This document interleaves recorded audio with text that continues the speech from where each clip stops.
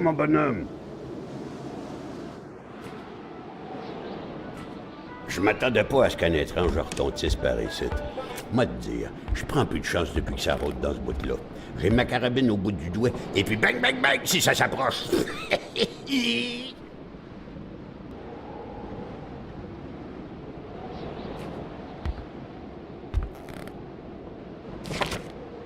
Vois-tu le livre, là?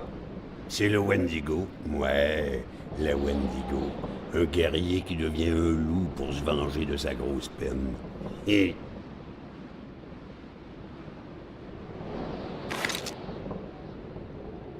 gomme-moi la belle rose de la tulipe, qui se donne au yob sur le mercredi des cendres. C'est-tu pas effrayant, cette histoire-là? Touche pas à ça, l'enfant, tu pourrais te faire mal.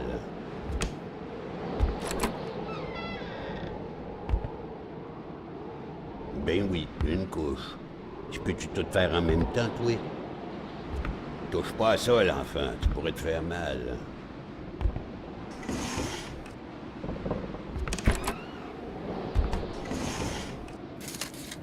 Hé, la CARIBOU, Batèche, ça te passe l'envie de te marier, la CARIBOU. À tuer tous ses maris, squick, les uns après les autres. Pas de pitié dans le mariage.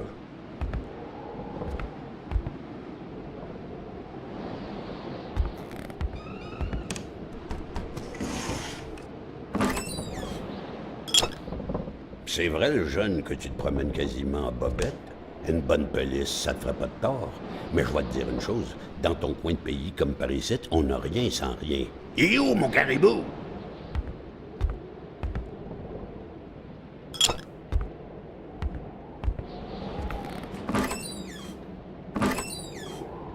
C'est encore beau.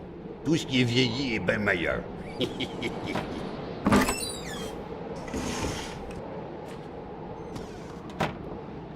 Mon beau bonnet du beau temps. Puis ma ceinture, où est-ce que je glissais mon flasque. Le monde tournait plus rond quand on s'habillait tout de même. Gadon, ça ouvre l'appenti. Prends-la, je m'en fous. Perds ton temps dans mes déchets tant que tu rapportes du caribou.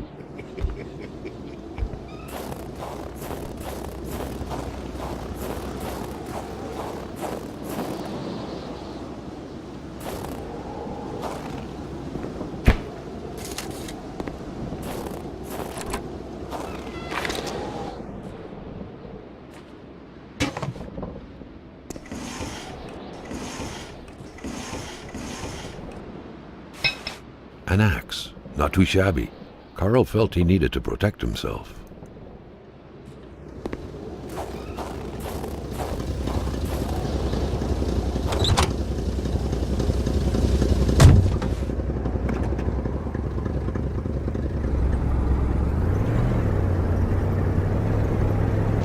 There, Carl had fed his mind, but had forgotten the harsh reality that his body also needed nourishment, especially in the dead of winter.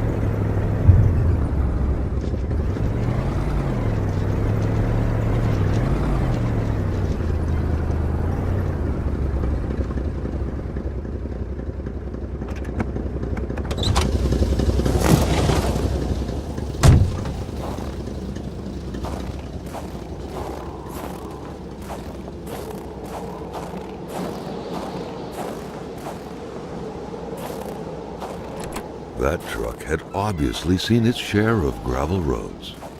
Carl wasn't a mechanic, but he could easily tell that only the most heartfelt prayer would bring this old beater back from its slumber. With that cold, however, it was more likely that it would wait until next spring to wake up.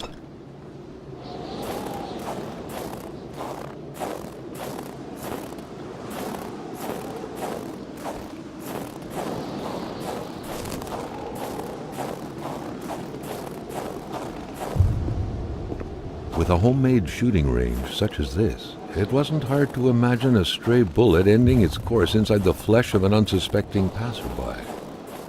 Granted, Carl thought, there wasn't much in the way of passersby around here.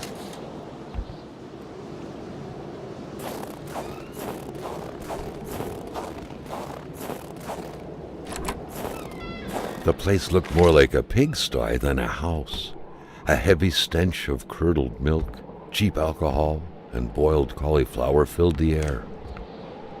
Rock music invaded the minds of men even in the remotest of places. The man didn't own a turntable, though, so there's that going for him.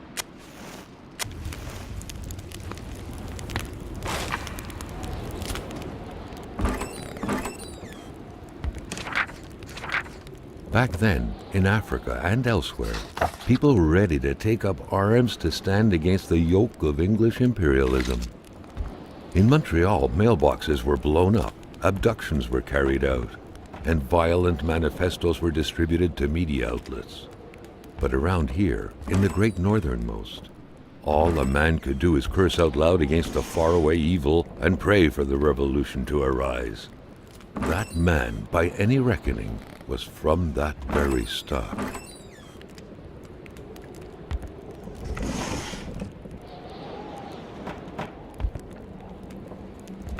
You had to be out of your mind to cook up white whiskey at home. The all-surrounding stench of alcohol alone was probably enough to gas a man to death.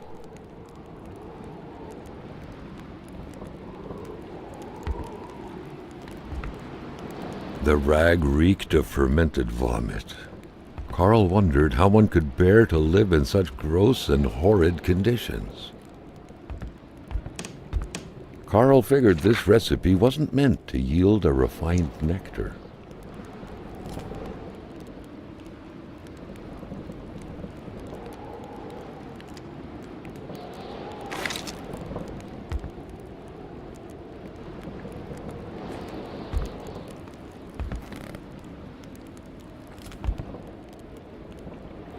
You had to be out of your mind to cook up white whiskey at home.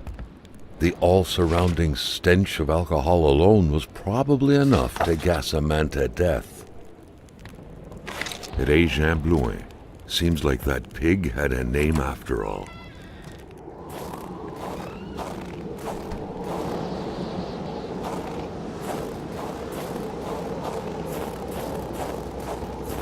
If Carl had at any point wished to get his hands on some CARIBOU, he couldn't have wished for better than a distillery like this one.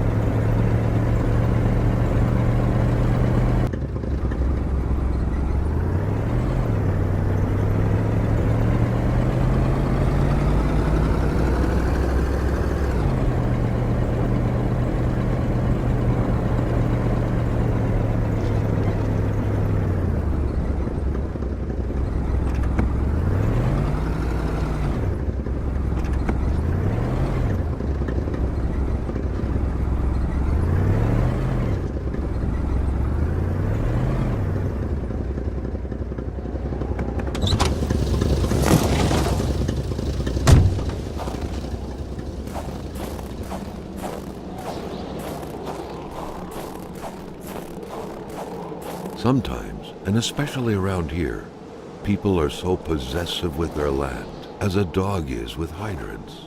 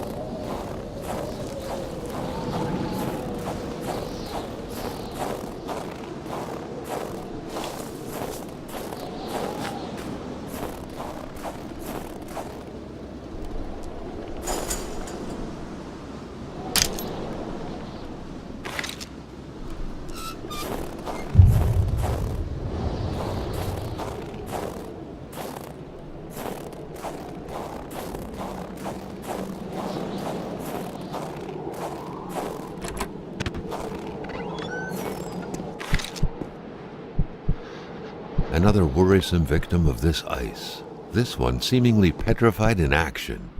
The poor man, before being frozen solid, seemed to have been defending the entrance to his cabin. But from what?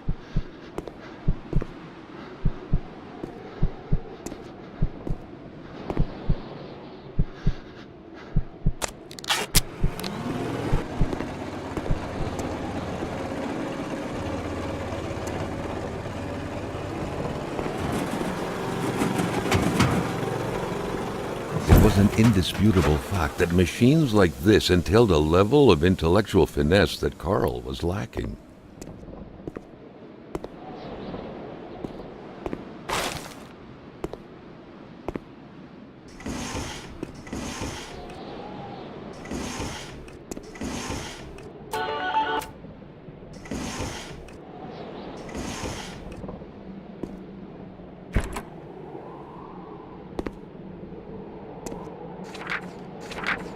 The very first steps of man on the moon were made more than a year ago.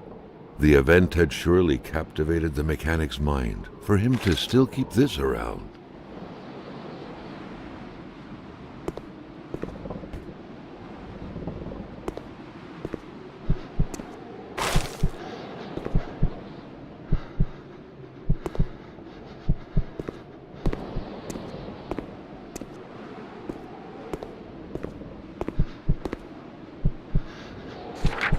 The week of October 5th, thought Carl. That was this week.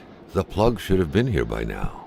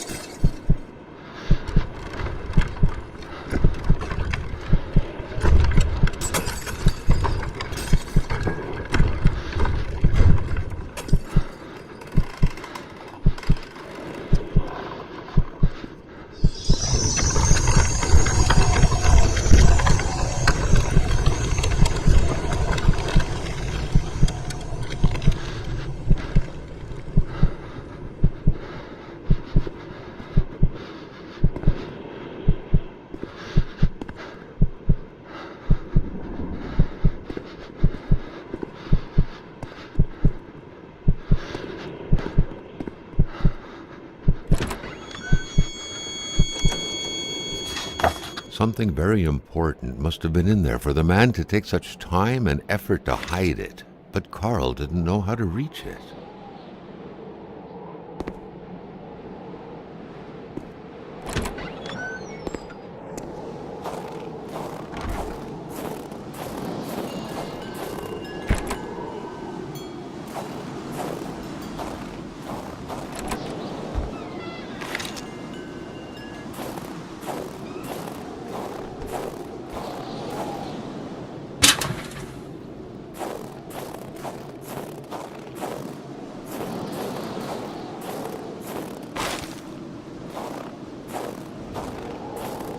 Carl had a hunch that there had got to be a plan somewhere that could help him put this thing back together.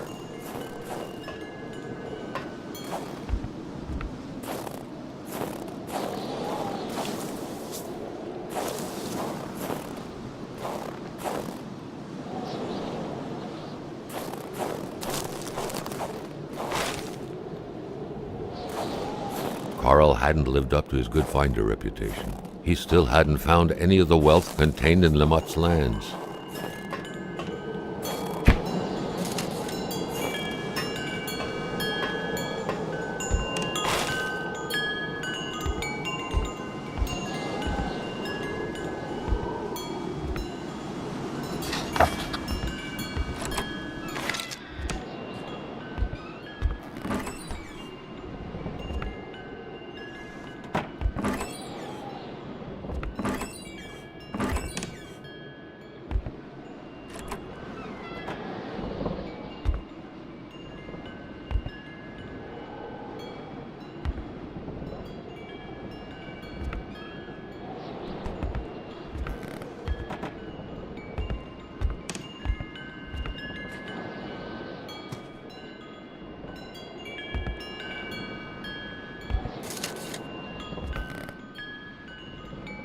The man has a passion for intergalactic things.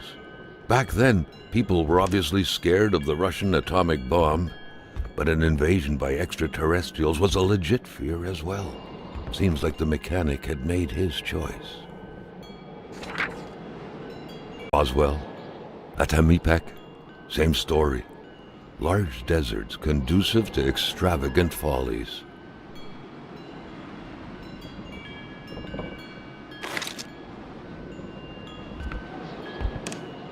Weird stuff. Kind of a crossing between a colander and a hairdryer. What was it for? To play telepath? To protect against nuclear waves?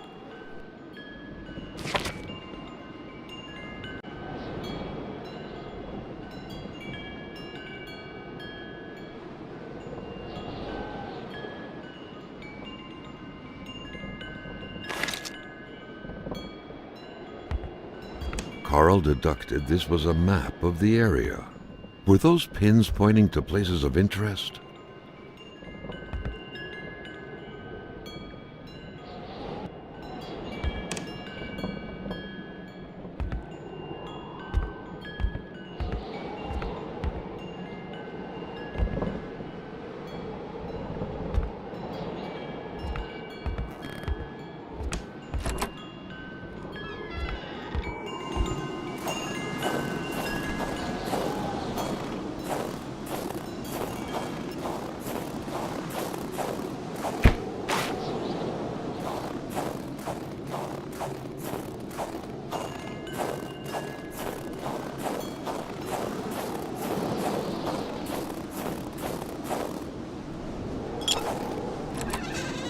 It was so cold. Already Carl did not feel his toes anymore.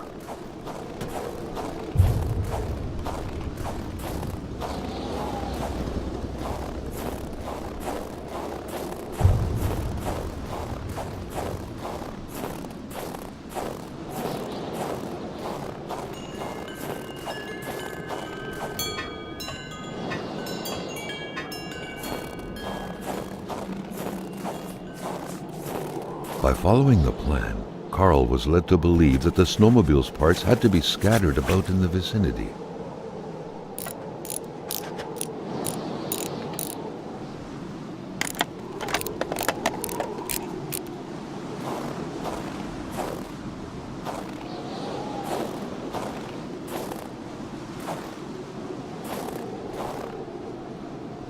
A bit of gas, a new spark plug, and the key, and this thing would run perfectly. All he needed to do now was to find all that.